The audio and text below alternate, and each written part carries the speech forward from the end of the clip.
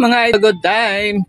Gusto ko pong i-share sa inyo mga idol itong very impressive video. Talagang hindi nakakalusot dito mga idol si Secretary Remulla. Ayan. Group effort pala nilang apat mga idol. Na Secretary Remulla, Secretary Teodoro, Secretary Anyo at si Pangulong BBM mga idol. Ang pakana talaga na huliin agad o arestuhin si former President Rodrigo Duterte pag uwi niya mula sa Hong Kong. Yun pagdating ng arrest warrant mula sa ICC. So hindi na talaga nila pinatagal, hindi na nila pinapahinga ang dating presidente. Talagang inabangan nila agad doon sa airport sa NAIA para huliin ang dating presidente mga idol.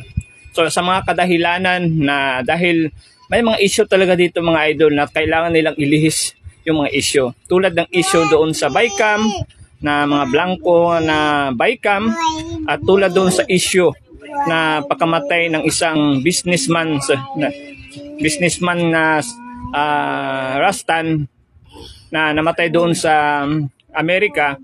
Nakasama po si First Lady, no, na actually kalat na kalat doon sa Amerika na naditin talaga yung First Lady doon, no, pero hindi nila namin yan dito sa Pilipinas, no.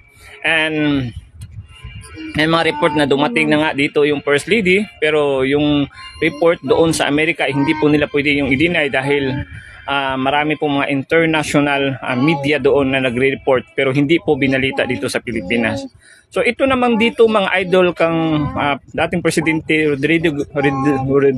Rodrigo Duterte, talagang pinaplanuhan talaga nila ito, no, na siyempre very sad tayo dahil this is a political prosecution, political tactic. Alam naman natin na nasa politika ngayon ang Pilipinas.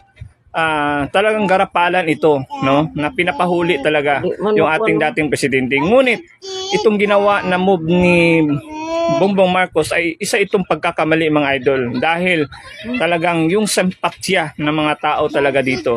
Lumabas yung mga tao, nagsalita, sumama doon sa mga rally, mga video rally na napakadami. Yung mga lugar o siyudad na matahimik na hindi sila nakikialam, ngunit ngayon ay lumalabas talaga sila mga idol.